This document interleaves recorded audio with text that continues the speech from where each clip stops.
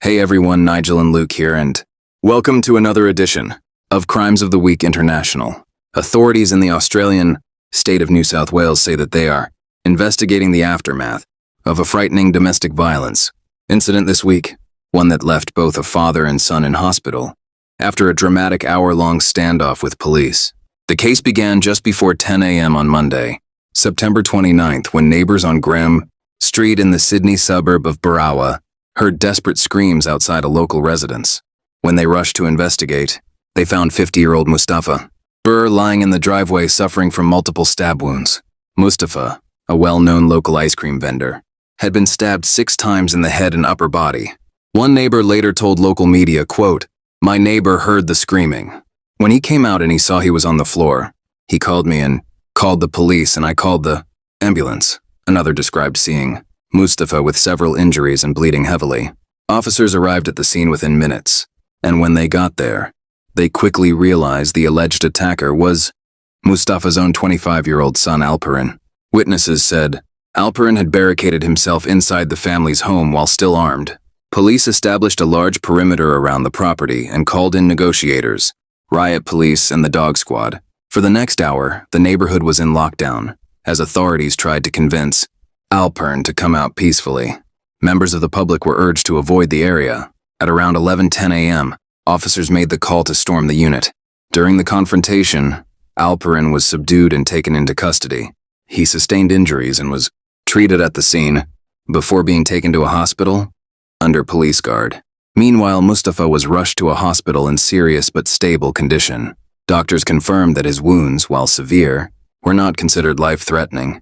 The violent incident shocked locals who knew the family. One resident, Mohammed Yunus, told reporters, quote, "Mustafa is a very good person. No issues, nothing. He's a nice guy and he sells his ice cream."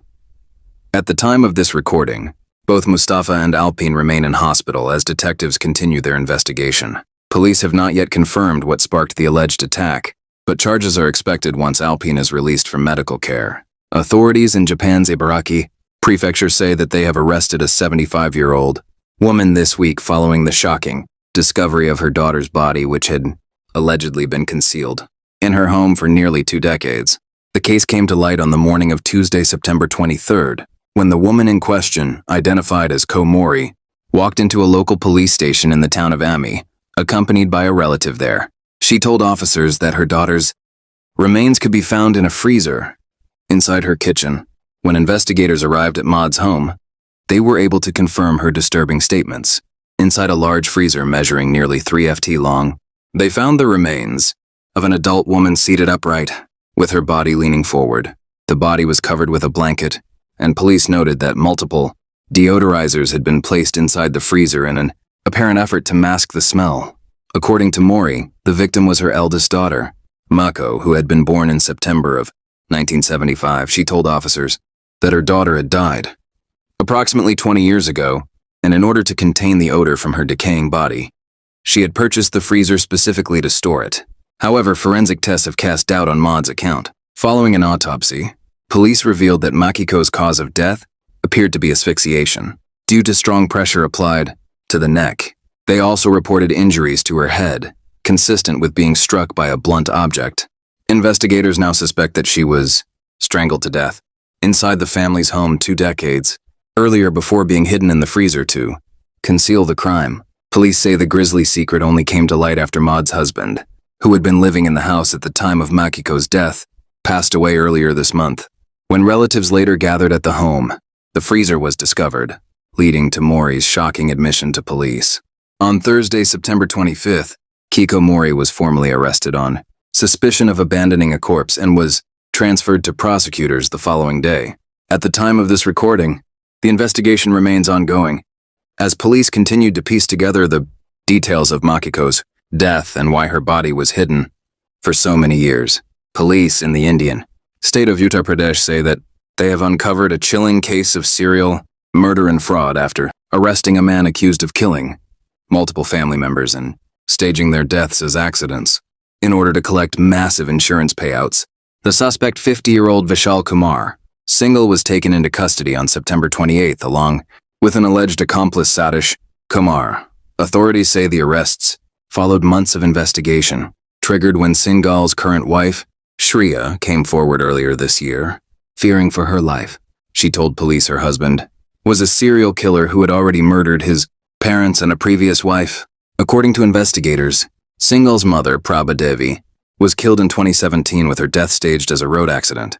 He then murdered his third wife, Ekta, in 2022 and his father, Mukesh Singhal, in March of 2024, again, staging the cases as accidents. Each time, police say he filed large insurance claims. At one point, attempting to collect on more than 60 separate policies taken out in his father's name alone. The scale of the alleged fraud stunned investigators. Despite his family's modest means, Mukesh ran a small photo studio and coffee shop while Singhal himself was unemployed. Police say the accused somehow managed the heavy premiums for insurance.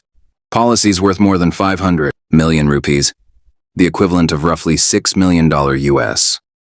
After his father's death, Singhal reportedly bought multiple luxury vehicles, including a motorcycle, before selling most of them off.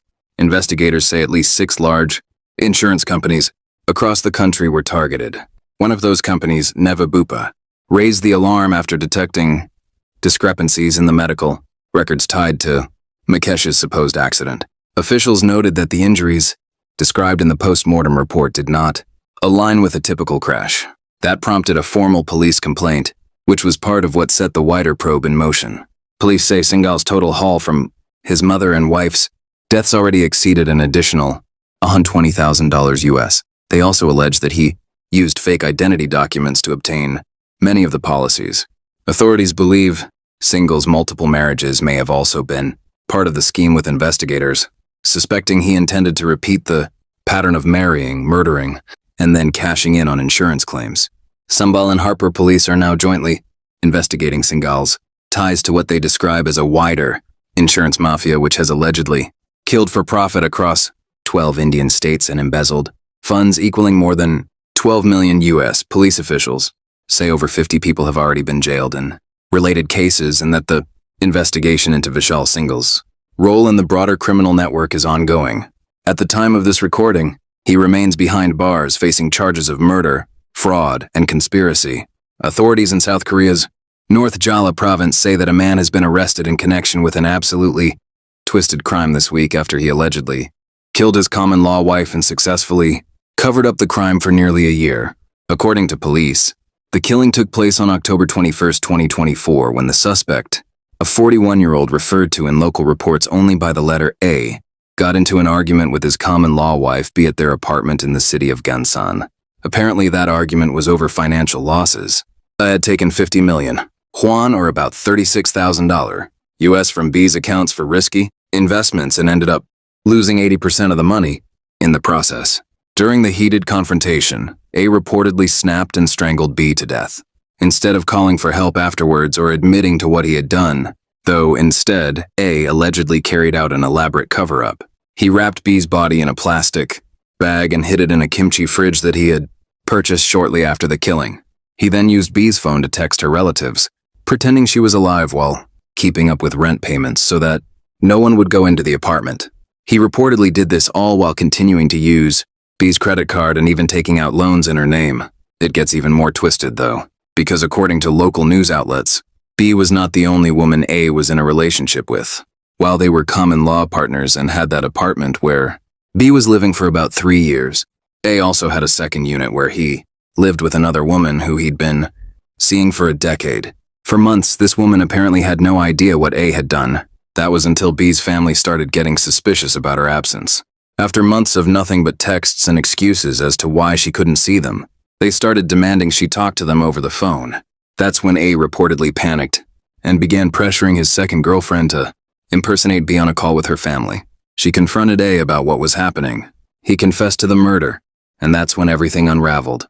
The woman reached out to her sister, who called the police, and on September 29th, A was arrested. Authorities found B's body still hidden in the kimchi fridge that same day. On September 30th, A appeared in court on charges of murder and abandonment of a corpse. When given the opportunity to speak, he simply said, quote, "I'm sorry." At the time of this recording, the 41-year-old remains in custody and the case is still under investigation. Music police in Thailand say a motorcycle thief was arrested this week under unusual circumstances after he was found fast, asleep next to the very bike he had allegedly stolen the night before. The case began on Wednesday, September 24th at a motorcycle repair shop in the city of Paya. Shop owner, 30-year-old Buned Chenawatra Papa, told police that one of his customers had left a red and white Yamaha Fano scooter with him for repairs the previous day. However, that night at around 11 p.m., an opportunistic thief noticed the keys still in the ignition and rode off with the bike. CCTV cameras captured the moment, showing a tall man taking the motorcycle. By the next morning, though, the case had taken a strange turn. Bunsid received a tip that the missing Yamaha had been spotted in a wooded area just outside of the city. When he went to check it out, he found the stolen bike abandoned. Even more bizarre, not far away in the bushes, a man was sleeping with the motorcycle's keys still in his possession. Convinced this was the culprit, Buned detained him, and that's when he had called Paya City Police. Officers arrived shortly afterward, arrested the suspect, and collected evidence from the scene. The man's identity has not yet been released, nor have police said whether he was under the influence at the time. He's now in custody facing further questioning and potential charges. Authorities say they are now continuing to review CCTV footage as part of the investigation.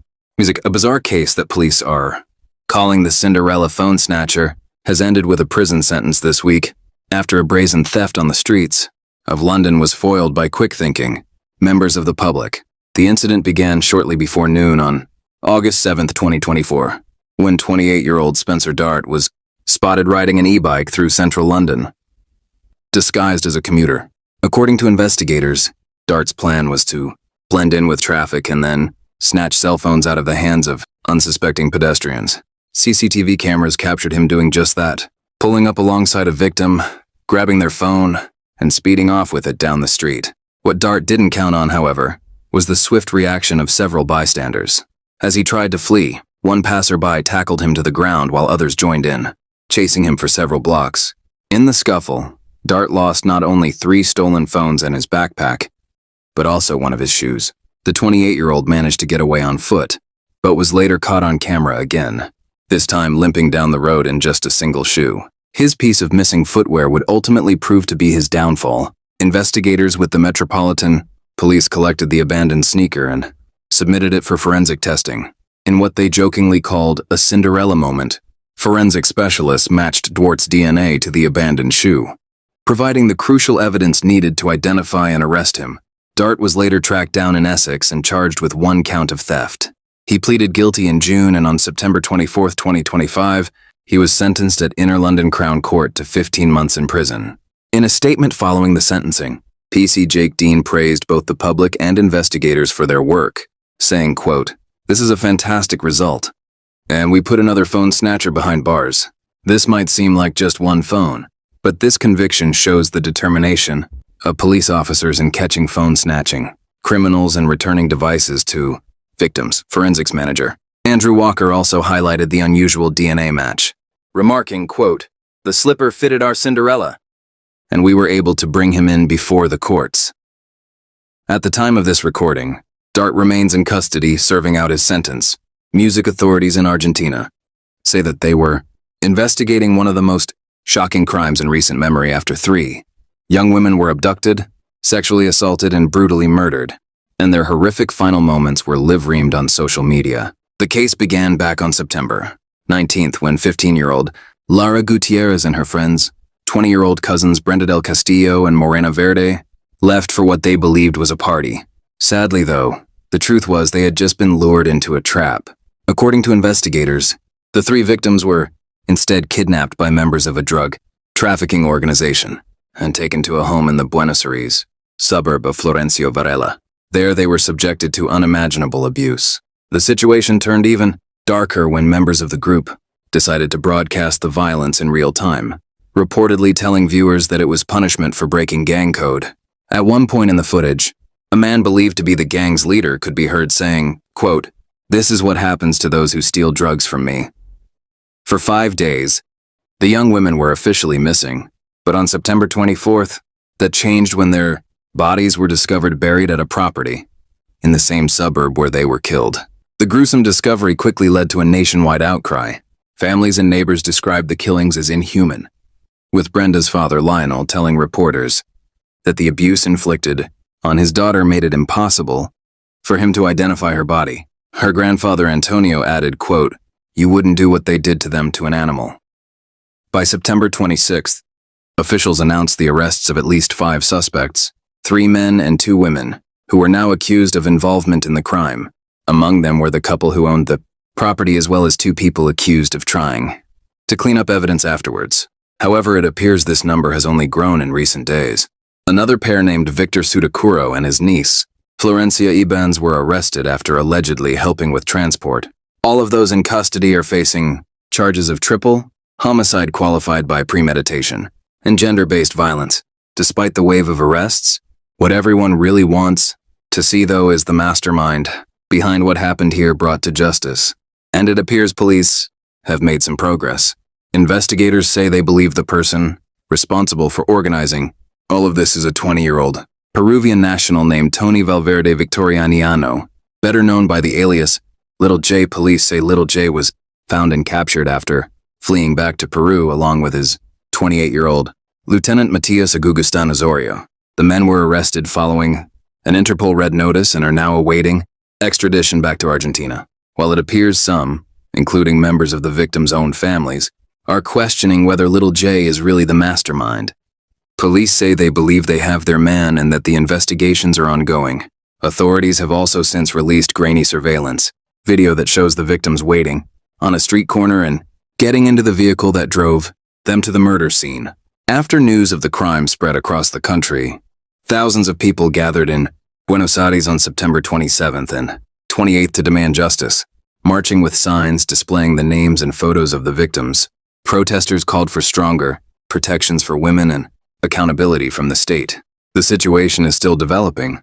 The members of a small community in Ireland have been left stunned and searching for answers this week after a beloved couple and their special needs son were found murdered in their home, and the man arrested for the heinous crime is said to be the couple's other son. The awful incident began shortly before 10:04 a.m. on September 29th when police were called to a home in the town of Drumana in County Law. The property belonged to husband and wife, 54-year-old Mark and 56-year-old Louise Akinor. Police were contacted by an employee at a local care center called The Hub. The worker said they'd gone to the Akinor residence just as they did most weekdays to pick up Mark and Louise's 27-year-old son, Evan. Evan was autistic and had been attending a day program at the facility for nearly a decade. However, that morning, what the employee found was absolutely horrifying. Evan, Mark, and Louise were all dead at the property. While little has been released about the details of what was found there, authorities say it was obvious once they arrived that they were dealing with a triple homicide. According to police representatives, the scene was incredibly violent. There was also evidence that Mark and Evan had tried to run and get help. According to some local news sources, their bodies were discovered on the driveway while Louise was inside in the kitchen. Not long after arriving at the scene, the situation got even darker when police made an arrest in connection with the killings. The person arrested was 31-year-old Robert O'Connor, Mark and Louise's other son and Evan's older brother. At least one witness reportedly saw Robert leaving the crime scene covered in blood that morning, telling them, quote, "I'm sorry for all the screaming and shouting. It's over now," because it's still quite early into the investigation at the time of this recording. Unfortunately, no information has been released about why Robert allegedly did what he did. It seems that's what everyone is now trying to figure out, especially those who lived in the area and knew the Akinor family well. Friends, neighbors, and colleagues had nothing but kind things to say about the family, who they described as well-liked and beloved members of the community. And Mark was a regional manager in Ireland's National Advocacy Service, which supports adults with disabilities. In fact, much of Mark and Louise's lives seems to have been devoted to improving the lives of people like their son, Evan. Not only did they help to set up one of the first dedicated special needs schools in their area back in 2003, they took part in all sorts of charity and volunteer work and were said to be extremely generous with their time. Evan's loss has been felt just as deeply, especially by those who worked at the care facility he attended. In a statement, the Hub wrote, quote, "Evan, our little buddy, was nothing short of a bright, shining star, loved and adored by all the staff." They went on to describe him as a, quote, "bright, jolly young man with so much to offer life," noting how he was always singing and, quote, had knack for one-liners that never failed to make people laugh. The crime is an extra gut punch because only days before their murders, Mark and Louise had celebrated their anniversary. The couple had been married for 33 years. At the time of this recording, Robert O'Connor remains in custody and has officially been charged with murder. He is currently awaiting a psychiatric assessment. Hey there. Before you take off, we'd just like to take a second and say that we really appreciate you sticking around to the end of the video. Luke and I are so grateful for our incredible Crime Zone community, so thank you for being a part of it. If you want to help Crime Zone continue to grow, one of the easiest things you can do is leave a like on this video and consider subscribing. Be sure to hit that notification bell as well and select all notifications to stay up to date with our latest releases. If you're looking for additional ways to support the channel, there are a couple of options. We've got a thriving community over on Patreon, where you can get ad-free and early access to all of our content, as well as 4 additional stories per week for each of our Crimes of the Week and Crimes of the Week international videos. Head over to patreon.com/crimezone to learn more and to meet some of the awesome people whose names are currently on screen. If that isn't your thing, we've also now launched channel memberships, so you can join directly here on YouTube. Channel members get a lot of the same perks as on Patreon, including extra content without the added hassle of having to go off platform.